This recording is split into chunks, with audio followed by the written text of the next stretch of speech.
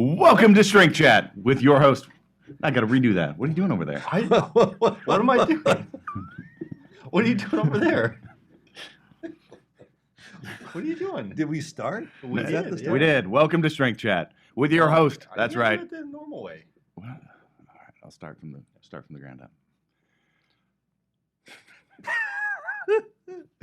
Oh. I can't breathe. I know you're trying to time something with me, so welcome to Strength Chat with your host, the mad scientist of strength. And there seems to be an echo in here today, but where's that coming from? Oh, the man with no hair and a short beard, the wizard of training himself. Plenty of hair elsewhere. Okay, Oh, thanks for God. sharing. TMI. Jeez. Hey, can we start over? I would love to. Can we publish this with the video of Brandon and playing with balls? I wasn't playing with them. I was describing how to use the AccuBalls. Oh, Really, that is a gosh. brilliant video. Brilliant video. Anyway, welcome to Strength Chat. Also, of course, in the room with us as normal is our mature athlete and coach, Dr. Rudolph.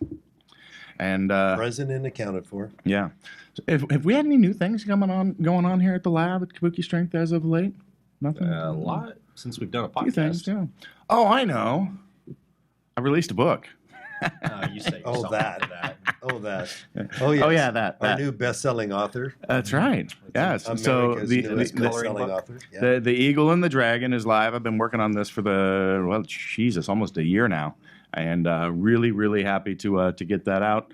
I won't overkill it because we've got it across social media and all that. But for any of our listeners that are out there, it is primarily an autobiography, but written quite a bit differently. So it's really a piece that's framed to help you explore and dive deeper into your goals. Not really your goals first, but your understanding your values and then how to establish your goals from there. And then, some inspiration and tools on how to live a life that will realize those things. So it's really kind of rounds out what Kabuki Strength is about, which is living better through strength. And so our company here at Kabuki Strength is focused on the physical aspect of that. And this is why this has been a passion project of mine, because this book covers more of the mental, emotional, maybe spiritual sides of becoming better through challenges and obstacles and becoming a better version of yourself. So anyway, really excited about that. It's a great read. It's not just for the followers of or strength athletes. This is a great read for There's probably anyone only about interested. 10 pages on total about covering it's lifting, excellent. if that, in the book. Nope, So I'm out. Excellent read. Yeah. You're out. Brandon, Well, I'm you done. can't read I'm done. anyway. You'll have to wait for the Audible book. I've been waiting for it. I just listen to the wall whenever I hear him going. I'm caught up to chapter 9. Well, I've only recorded through chapter 7. But Oh, okay. You caught me. Trust me, you don't want to listen through the recorded versions. There's a little bit of editing to go to clear that up. So anyway, today we were really happy to have in person. We've got Mike McCastle with us, and I'm going to do a brief little intro because man, this guy is doing some really incredible things, and it's right up our alley. So Mike is focused on the 12 labors, which I'll have him describe later. But he is essentially doing grand feats of endurance, strength, and doing it for fundraisers. Sounds kind of familiar to something that happens with our organization. So just a rundown on some of the stuff that he's done. I mean, it's just freaking insane. So was it 24 hours you did the pull-ups? How long? 24 hours. 24 hours. He did 5,800 pull-ups with 30 pounds on him. Like just insane. My He goodness. decided to pull an F-150 through, gosh darn it, I always forget the name of that desert, Death Valley. And we're not talking, he doesn't pick like winter to go do this stuff. No, got to do it in the heat of the summer just to make it challenging, right? For an F-150 through the desert for 22 miles. Tire flip, 13 miles. That was in Death Valley too, wasn't it? Or was that just? No, that was in Oak Harbor, Washington. Okay, I overspoke on that. You're worthless, man. You're just I give up. Never mind. I take all that back. 13 a 13-mile tire flip. Yes. Oh, You do know those things roll, right? That's the way I'd have done it. Funny story about that. And it's not like easy. You think, oh, well, he's got some momentum with that. I mean, watch the videos and you'll see him like just flat struggling with that truck at times where he's come to a stall and he's like crawling with this thing. You're like, how the heck did he do this for 22 miles through the desert, which is not completely level. You got ups and downs and all that sort of stuff. So just incredible. Mike works as a coach, trainer, and yeah, let's talk about where's all this coming from? What brought this about, Mike? Why? Mike? Yes, why? Tell us. Well, tell us about this the why. 12 labors. Sure. Well, I'm really glad to be here, and congrats on the book. I look forward to reading it. Heard lots of great things about it, so I really look forward to getting into that. But 12 Labors Project basically was born out of a time in my life where I was pretty much having an existential crisis. I kind of lost a lot of purpose and meaning. I was recovering from injury, 2 surgically repaired knees, and someone who had always kind of identified as a person who was physically, my physicality. Once that was taken from me, I kind of, I was kind of like, what now? And kind of fell into a dark place. So these 12 labors was kind of like my way of, confronting my shadow, confronting the suffering that I was in, choosing not to be a victim of my circumstances, and finding out the inner strength that I had finding out that the inner strength that I had was actually stronger than the problem I had. It was stronger than the catastrophe or any catastrophe I was going through.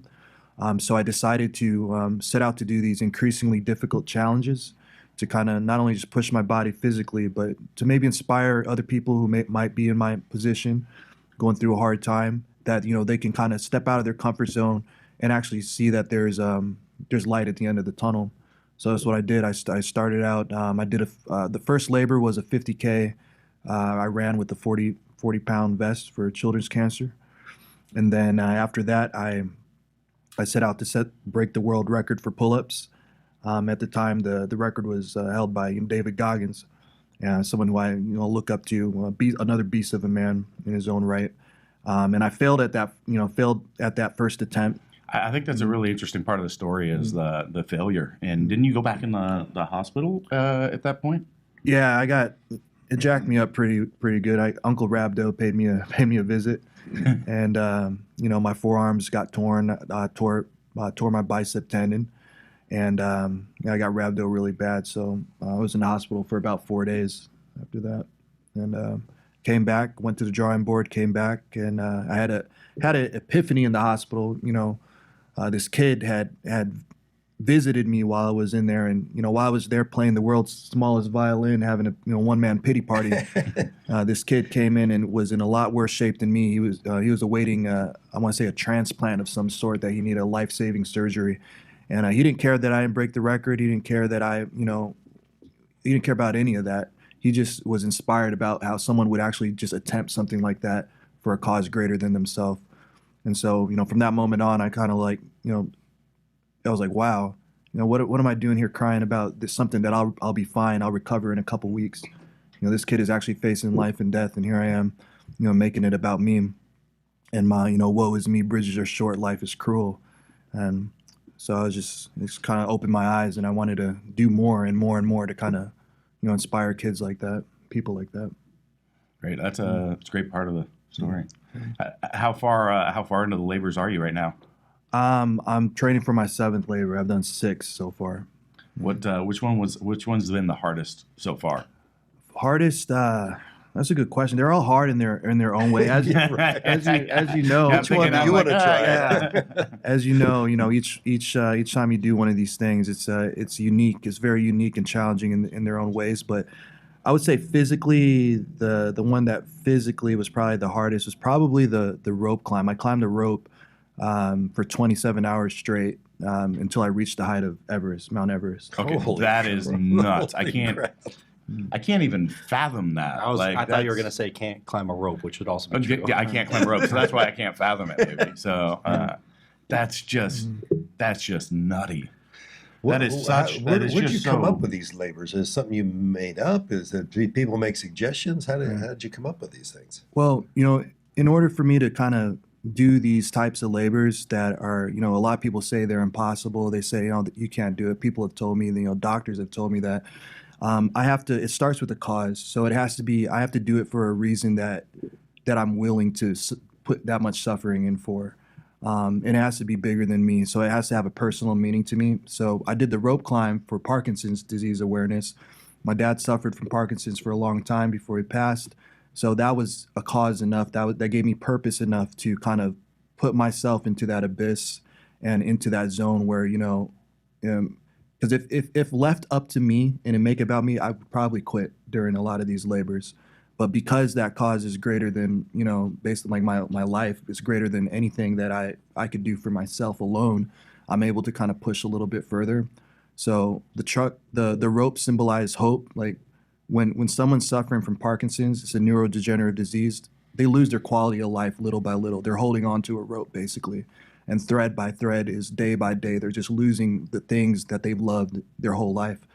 And so I wanted to hold on to that rope for 27 hours until I reached the pinnacle of, the symbolic pinnacle of, greatness, which is Mount Everest, the highest peak, I'm in the world.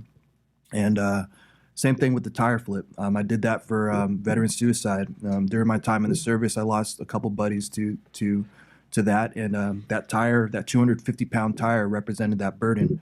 It represented that mental weight that, they carry. It's funny, you said, asked if the tire rolls. About halfway through that one, this really old man came up to me and asked me that same question. He was about 80 years old. He just drove by, pulled over, and was like, that thing rolls, son. And then he just kept going. By the way, 80 is not that old. But go ahead.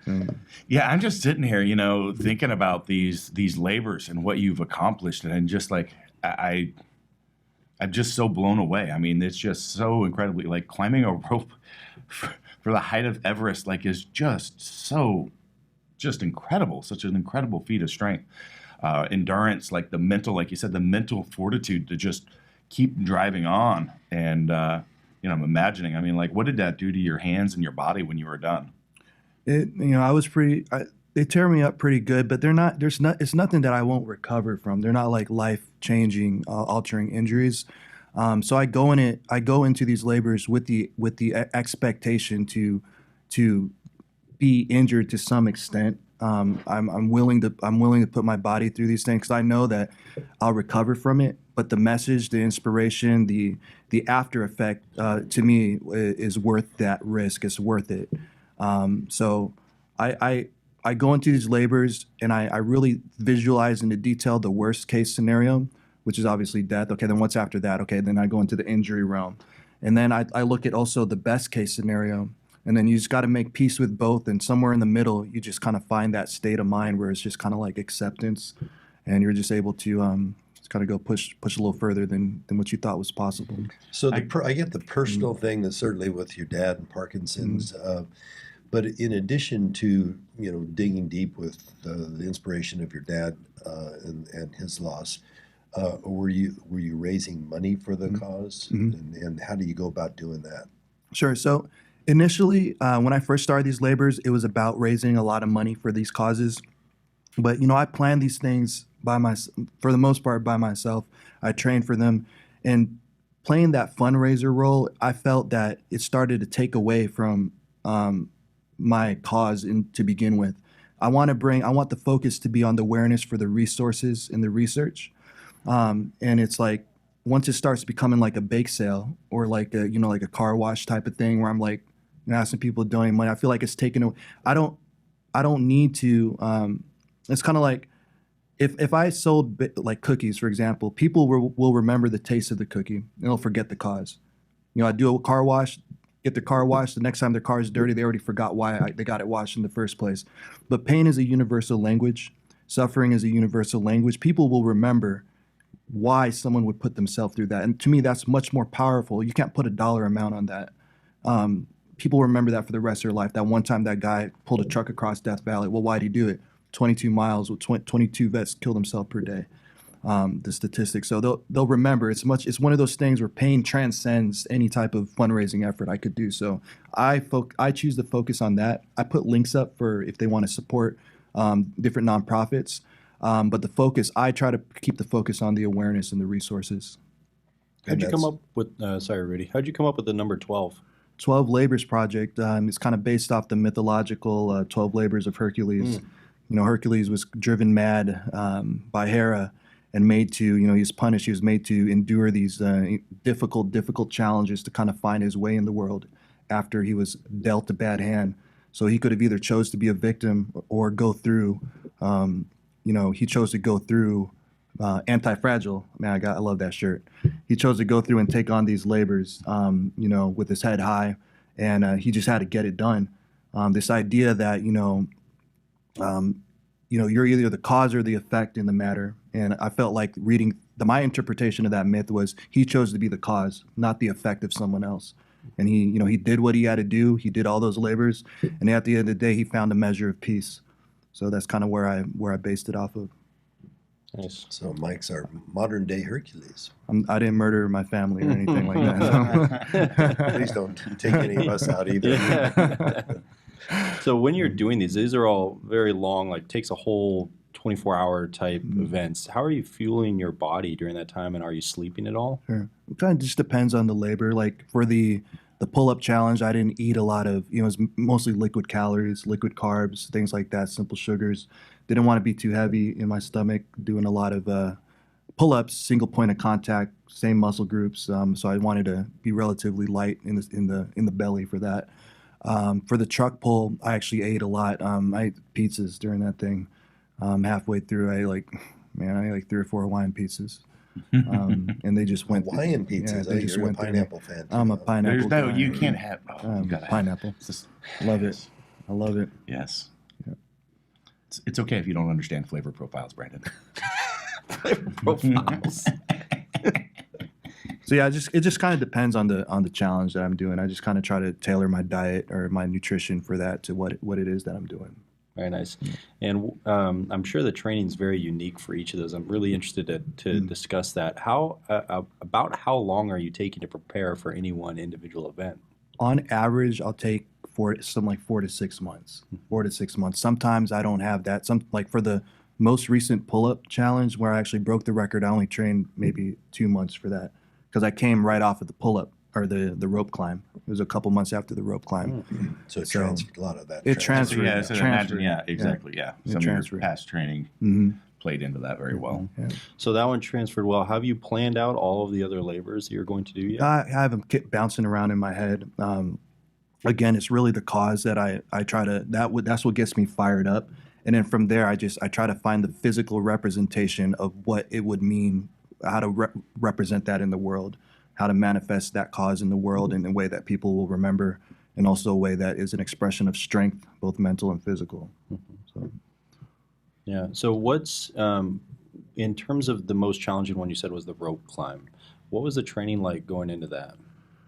The rope climb. So the rope climb, a lot of people, if you've never climbed a rope before, it is a full body exercise. You're using every single muscle. It's like pull-ups.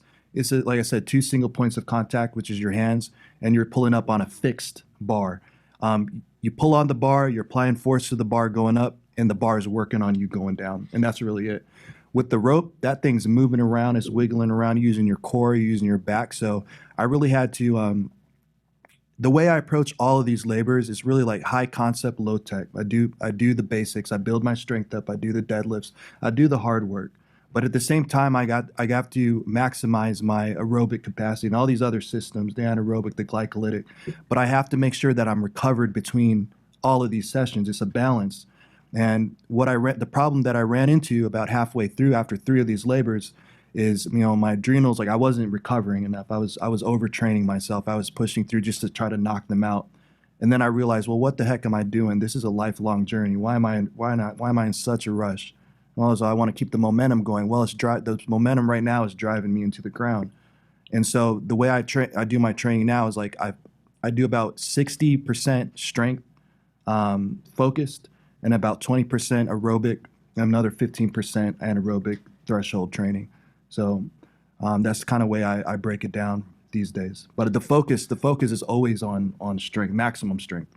So Not so much hypertrophy. you've also, you're training other people that have done some things similar to this, or maybe not similar, but can you tell us about, some of the athletes that you've worked with that have done some things? Because isn't there? Sure. Yeah. Yeah, so I work with a full gamut of athletes, from rugby players to football players, your average, high school up to even the national level. But then, I train people who also want to fulfill this curiosity of what is on the other side of that supposed limit to human performance. That's not a sport necessarily. We're talking going into the world of expeditions, exploration, things, these fringes of human performance. And I trained a man named Colin O'Brady last year. He was the first man to walk across Antarctica solo, unsupported and unassisted. And so when he came to me, he has a professional triathlete background. Okay, so he wasn't the strongest guy. He needed to build a lot of strength, and he was going to pull a 400-pound sled all the way across Antarctica. So training him was kind of like, well, given the limited amount of time now, okay, I got to teach this guy proper mechanics. I got to teach him how to do a barbell squat, how to do a deadlift. And all this whole time, the clock is ticking. And by the way, before Antarctica, he was training for another world record where he was climbing the highest peak in every state in record time. So I trained him last year. That was a Did really... he start with like Nebraska and then build himself up from there? I don't know what state he started with, but I know like the highest peak in Florida is like on top of an Arby's. So, Right. Yeah, That's what I was saying. Start easy and work up. Yeah. They get to California and Mount McKinley. The West Coast has all the gut wrenchers, for sure. So that was an interesting experience, and it was really unique with him because I've never before trained another athlete who was similar to me in a lot of ways, in terms of mindset, in terms of this drive, this curiosity to fulfill. So it's kind of like, this is really interesting because I saw a lot of myself in him. I'm sure he saw a lot of himself in me. Did he have a similar cause to do that, or was it just a personal He thing? is Colin he does it purely, I believe he does it purely to fulfill that deep curiosity. He wants to know where his mind goes in those deep, dark corners of, you're alone, you're out there, you're on the brink of the limit, right? So he wanted to fulfill that curiosity. He also wants people to be more active, and he does a lot of stuff for public lands and things like that. But I think with Colin, it's really an internal drive to really push himself and see the choices he's going to make when he's really pushed to the brink, which is, I think, is everyone should know. Everyone should know what you would do in that moment.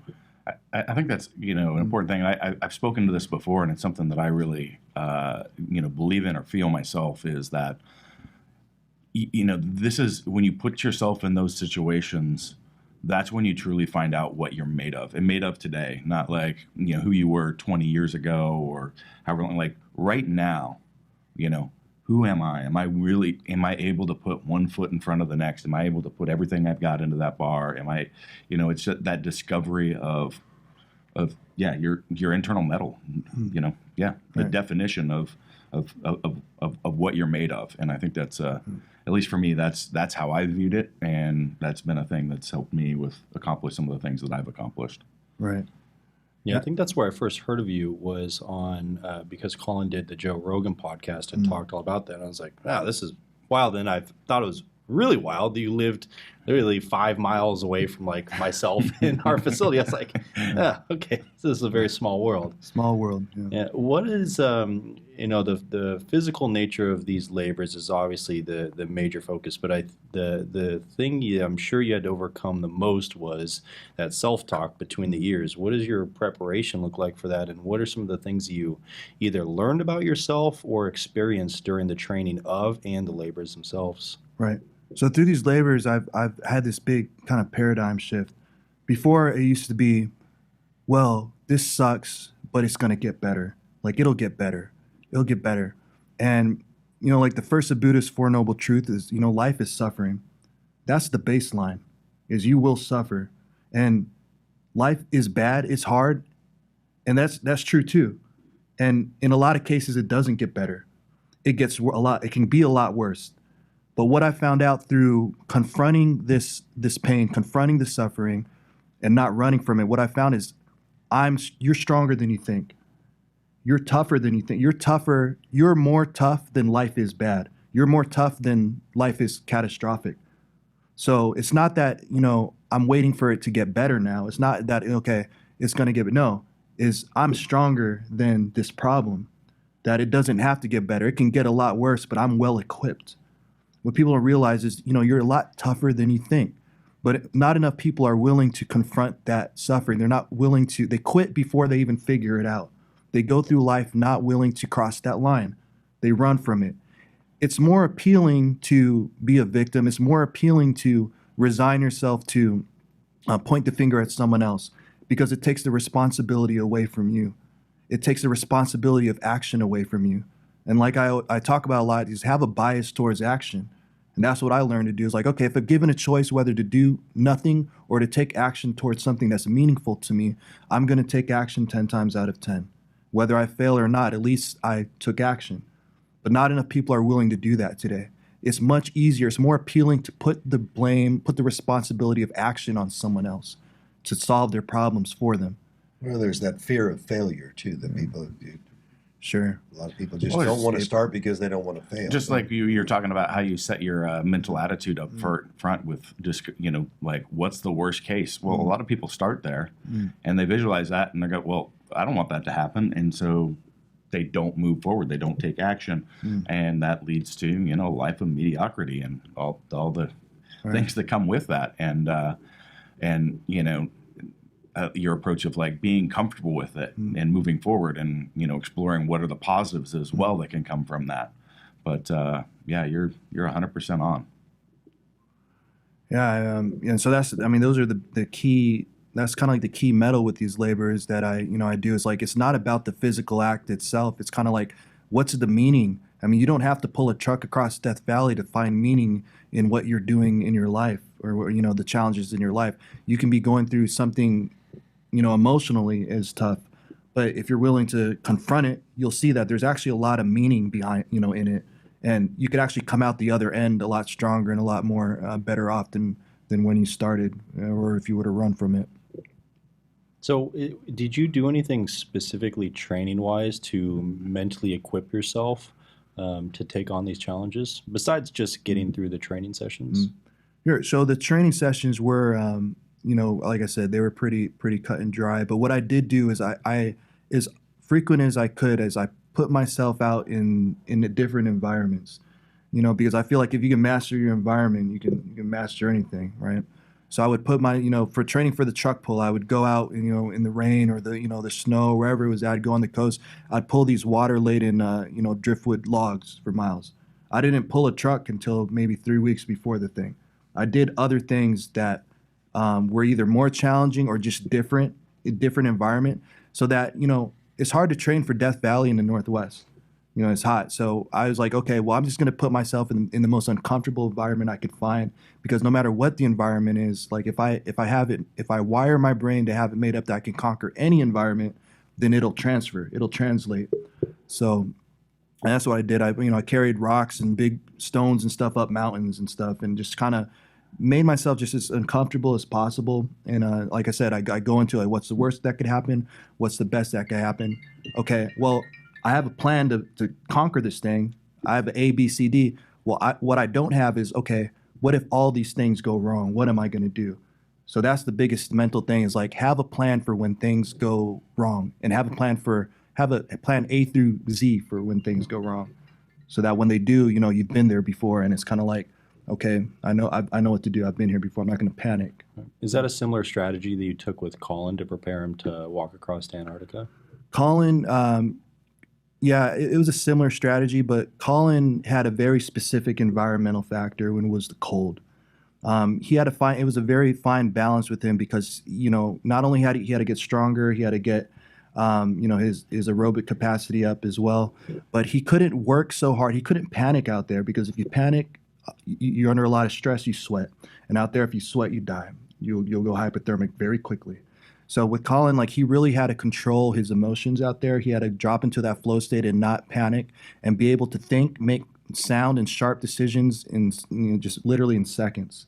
So what I did with Colin is I would train him. I would do some high intensity work with him, and I would couple that with fine motor skill tasks and cognitive tasks that he would have to execute with a cool head. He had to bring his heart rate down. So I would get his heart rate up to about 85% of his max. Then I would make him, sit in a plank with his hands in ice buckets, freeze his hands up, and then have him sit on a wall and make him tie knots to work the fine motor skills under stress with his heart rate up. Okay, and I would monitor that, and then I would have him put his feet in ice buckets in a wall sit, and then have him do fine motor skills with his feet, like balancing and things like that, where he had to stay calm with his heart rate up. And the idea is like, okay, he needed to bring his heart rate down as quickly as possible while making critical decisions, while be able to execute fine motor skills, and without messing up. Because if you mess up one, you're done. You're dead. Your tent flies away in the middle of Antarctica by yourself. I mean, that's basically a death sentence. So obviously he did very well. He was able to translate all that stuff and accomplish his goal. But at the same time, Colin gave me a good set of raw materials to work with. He already had a very strong mindset.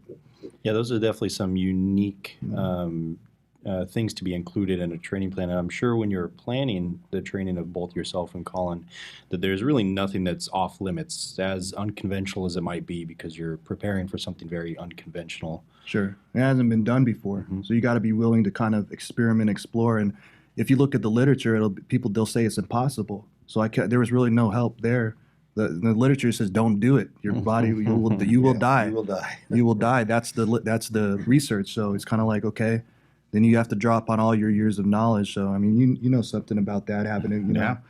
Doing things that just haven't been done is kind of like you're kind of a pioneer in that sense, and just you got to be willing to fail, but willing to put your life out there. Yeah, I was thinking about that as you were going through that, because I'm like, I didn't make the last challenge really that I set out to do for 30 days, but I remember going into it knowing that I probably wasn't going to, that it was probably going to come to a halt at some point due to an injury. Like this is I didn't know what the injury was going to be, and I wanted to see how far I could go. But you had to be okay with it. And, I got in 17 days and detached a hamstring, and I wasn't like terribly disappointed. Like I knew something was going to happen. That was kind of one of the worst things that could happen, with that, because of, the implications from it. Exactly. Right. But it's like, a lot of people aren't, you've got to come to terms with that and be okay with it, going in. So. Yeah. Have you put your goal out there? No, and I'm gonna keep that full, the completion of it under wraps until I do it. You're a madman. So. Yeah, the mad scientist. Mm-hmm. So the next labor you have, if I remember, it's coming up. We had a couple weeks. If I remember talking to you, is walking with a weighted vest from the highest point to the lowest point in North America? Other way around. Yeah. Lowest, what did I say? I might be able to lowest to highest. It's all downhill. I could do the downhill part. Give me a push and wake me up when I'm at the bottom. Yeah. So what is that, and when are you doing it? I'm starting Death Valley or yeah. So the labor is, I want to walk from the lowest point in North America, which is Death Valley, Badwater. Minus 242, and I want to walk all the way to the highest point in the contiguous United States, which is the top of Mount Whitney, and I want to do it with 130 pounds of chains wrapped around me, right? So it's about 84 miles and about almost 15,000 feet of elevation gain. I want to do it over 4 days. But like any time I do these labors, it's not about, the preparation is there, the body's there, but it's kind of like the formalities. So I run into some red tape with kind of like the permits out there. Is to climb Mount Whitney in the summer, they do a lottery every year, and they give out. I think this year they gave out 10,000 slots for overnight and day permits. When I applied for the lottery, I didn't get a single one. I didn't get selected out of 10,000 people, and I had like 15 dates out there. Colin actually tried to help me out, asking if anyone wanted to give up their dates if they were selected for me. So my backup plan was to get what's called a walk-up permit, which you can go and, people cancel all the time. And they give out a set number of walk-up permits every day. So I was like, okay, if I'm there first thing in the morning, if I time my route, time my time, get there first thing in the morning, get the walk-up permit, push to the summit. And then I found out last week, very recently, that they stopped issuing walk-up permits because of it's overcrowded. There's too many people going up the mountain. So then, like I said, I look at everything that could go wrong. I try to find what's the alternate now. So the alternate for me is actually having to do a longer route, maybe going up the backside of the mountain and doing a route that way. And maybe it's just having me, do the whole trek across Death Valley up to Whitney Portal and just push my way up to the summit and hope I don't get turned around. And I'm pretty sure, I hope no rangers are listening to this. If you do, hey, it's kind of like one of those things. If you're listening. Turn your ears off. Yeah. Well, I don't know. What's the cause? Maybe we should be talking about what the cause is. So I'm doing the cause. Again, it's, I'm bringing awareness for Parkinson's disease research. It's a cause that's very dear to me. I teach a class with people with Parkinson's. It's like a strength class, non-contact boxing, agility, but also strength component to it.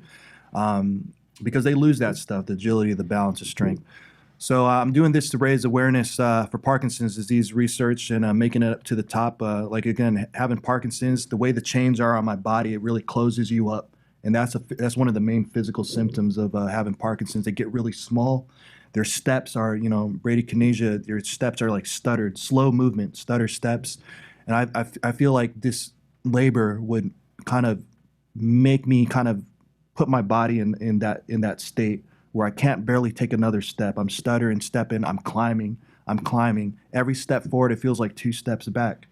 And I want to make it to the summit because the top of the summit is hope. Top of the summit is greatness, it's accomplishment. It's no regrets at the summit. I want to do it for that. But right now I'm, like I said, it's a barrier, but I'm trying to work around it right now. Mm-hmm. Yeah, that would be pretty unfortunate to be turned around right at the... I've considered that. So, yeah, we'll see. Is there a support team on the laborers? I mean, there are people walking alongside or meeting you at certain checkpoints for... Right. Yeah. Yeah. So in Death Valley, I have waypoints that, preset waypoints that I'll get to. And then there's towns. There's towns along the way. I think it's Route 178 or 190 that goes from Furnace Creek all the way to the portal. But I have people meeting me at these towns for replenishment and refuel and things like that. But for the bulk of the trek across Death Valley, I'll have a sled. I'll have my chains and I'll have a sled until I get to one of the towns where I'll meet some people there. And then also at the portal, I'll meet some people there. This is actually the first labor where I'm at. It's actually like a team thing where people are kind of helping me. Every other labor has, for the most part, been solo by myself. So I'm really excited for this. And of course, my last resort with this is just to wait until wait till the season's done. And I don't need a permit. I'll just go when there's a little snow on the mountain and just have my crampons and make my way up there. So. Yeah, is it too early to talk about the next labors that you have kicking around in your head? These labors are, I'm not superstitious at all, but just the way my mind works is like, if I start talking about these next labors, I run, and I haven't even done this one in front of me, it's kind of like I don't even want to start down that path in my head and get over, Yeah. I just kind of want to focus on the one. It's enough to challenge on the one in front of it. Right. Except the challenge of the one that's right in front of you. Yeah. Yes. Yeah. But I will say, I plan to get in the water, do some things in the water, bodies of water, do some things in the cold and, things in other places in the world the environment will challenge me to. Well, I can tell you we'd love to support you in any fashion that we can. So, that's definitely if you need something, reach out to us, which you've already done for this last one. Chains. So. Thank you for the chains. Yeah, I tried them out the other day. I did a 6-mile little walk with them on. It was good. I think I've figured out how I'm going to wrap them around me and stuff. So excellent. Now, how can people support you if they want to? Like I tell people, if they've got a climbing permit for give it up. Give it up. Yeah, give up your that would be your Mount Whitney climbing slot. Give up your summer. If summer you know climb. some friends that have a climbing permit, Yeah, let me know. Let me know soon. Yeah, I'm on Instagram. Like people message me with just words of encouragement and things like that, and that does it for me. Knowing that I'm actually reaching people, I'm reaching the people that need to hear it the most. People just send me one sentence, little comments, and it really, I read them all, and I really, that kind of keeps me going. It gives me motivation to hear people. But as far as any other type of support, it's really just. I don't really need too much doing these labors. It's kind of like just me and the environment, me and the elements. Mm-hmm. Right on. So, do you have besides what is your handle on Instagram, and do you have a website? Sure. So my handle on Instagram is Mike McCastle, just at Mike McCastle. Twitter, same thing, at Mike McCastle, and my website is 12laborsproject.com. Then 12 is spelled out like the word 12. Well, we'll make sure we get up some links and all that for you as well. So thank you. Yeah. Yeah, really looking forward to seeing the outcome of that and following future labors. Right on. Commend you on what great efforts you've made and the causes, and wish you well going forward. Thank you, sir.